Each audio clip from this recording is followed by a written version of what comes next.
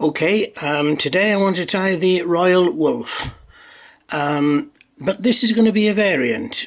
There's only one slight change to it. Wulff, who invented this fly, was one of the most influential fly fishers of the 20th century. But you see where I've got the white wing projecting forward here? He used a white calf tail. Well, I just use white feather fibre. I find it's great, it does the job, and I've tied it for other people and they all seem to like it and it works.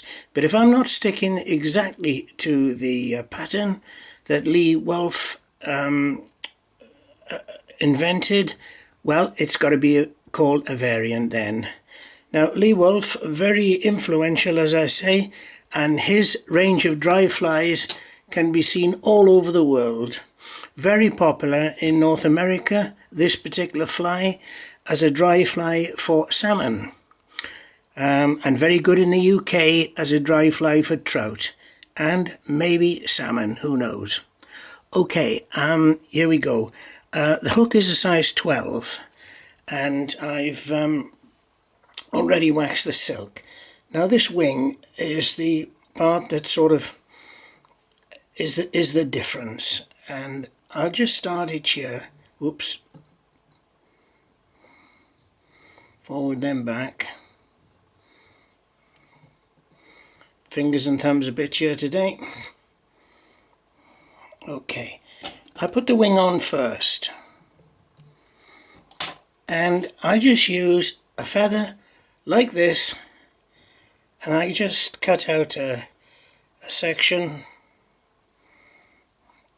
like this. I'll show you. I'll cut across that little waist there. Just bear with me while I do that.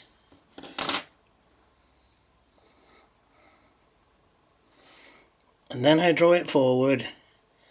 And this is what I've got. And I put it on like this because this wing is projecting forward.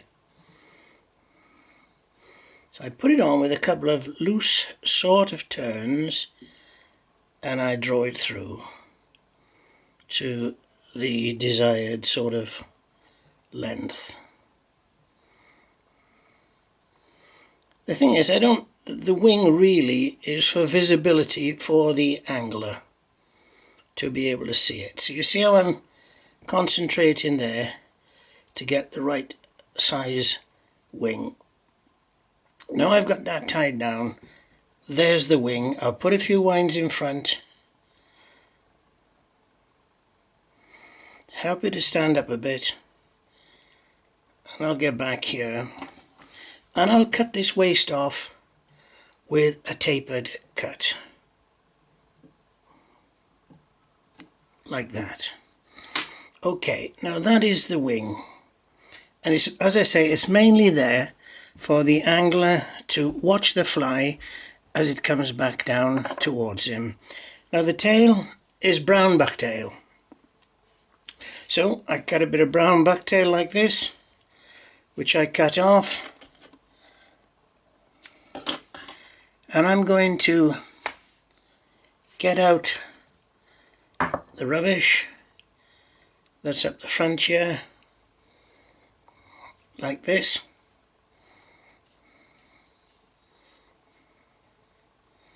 Get that out. And I'm going to stack it. I put it in a hair stacker. I'll show you what I'm going to do in a moment.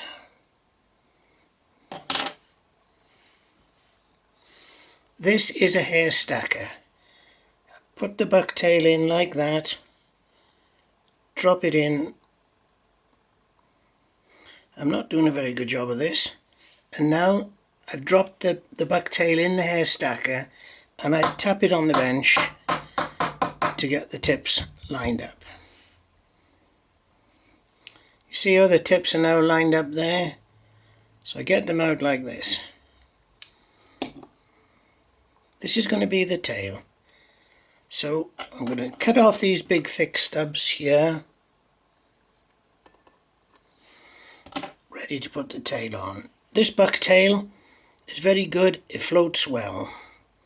Get the right length, which is about there. and you can see what I'm doing. So I now tie down the tail.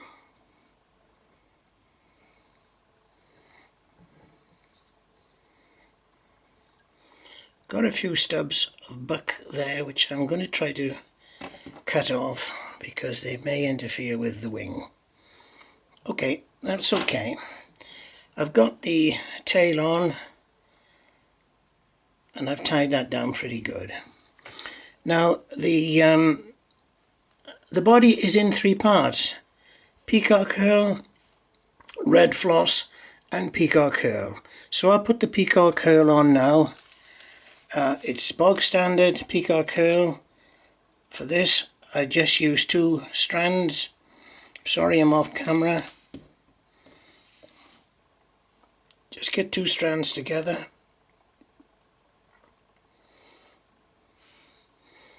Like this. Lovely stuff, this herl. As you know, it's always a bit brittle near the end here, so I cut that off. I've got 2 strands because I don't need a lot of it. Tie it in, draw it back a bit. I tie it down. Put my silk up the front a bit. And I just wind this peacock herl to form the rear end of the fly, of the body.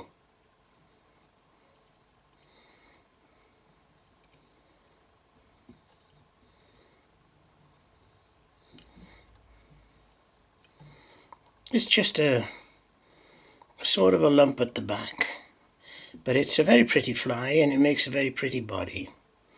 Okay, I take my silk back down so that I can capture it and secure it like that.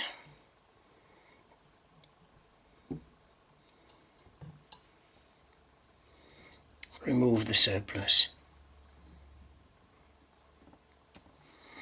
Okay, now the center part of the body, which is red floss. I've got a lovely bit of bright red floss here, which I am going to use. It stands out lovely. It's a nice red.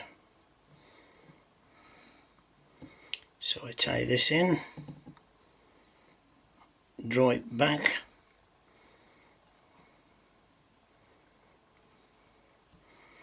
tie it nice and tight, take my silk up, and I wind this. Simply wind it like this.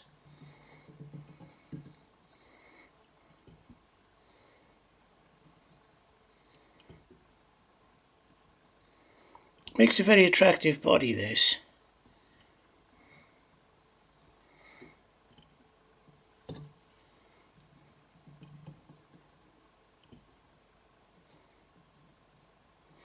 I'm overlapping a bit and I tie that off there.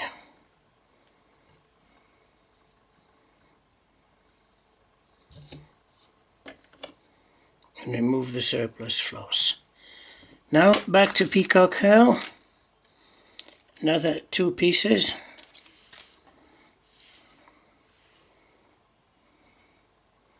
Two strands, same thing.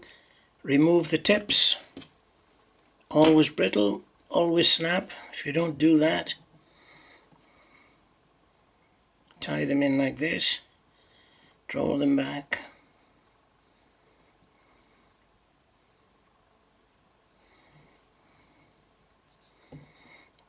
And I do the same as I did at the rear end.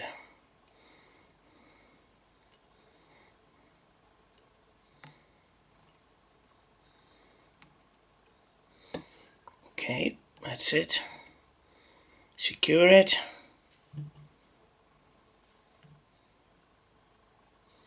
A couple of winds to hold, nip out the surplus and make doubly sure like that. Next item, last item, is the hackle. So we need a brown, gingery brown cock hackle. I've already selected one from my cape, so I'll just prepare this and we'll tie it in.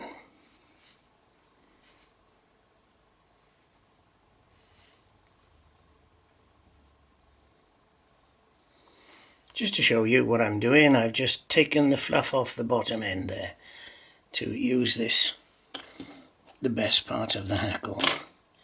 This rubbish gets discarded. Okay, here's my hackle, put it on, it's a dry fly. I put it on shiny side to the front, as always with dry flies. I like to put it on a figure of 8 like that if I can, to give it a 90-degree sort of angle.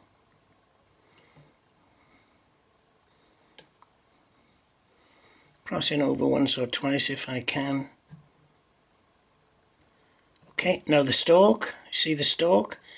I want to tie it, I've pulled it back to tie it down there so that the hackle doesn't pull out when I wind it. And I remove that stalk. Okay, I'm going to put my silk to the front and I'm going to wind the hackle. Standard procedure, just winding it like this. Put some winds behind the wing and a few winds in front.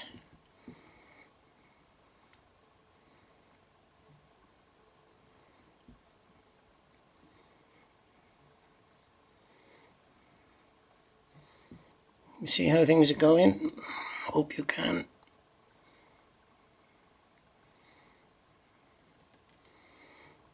Like that. That's enough. Secure the hackle.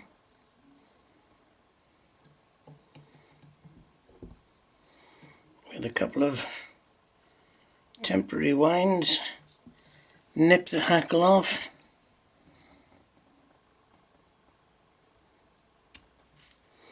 Like that. And now I'm going to seal everything down.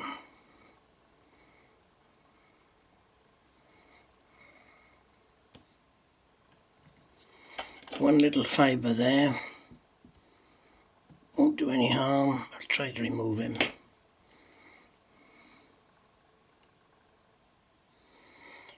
Okay, now I've got to finish off.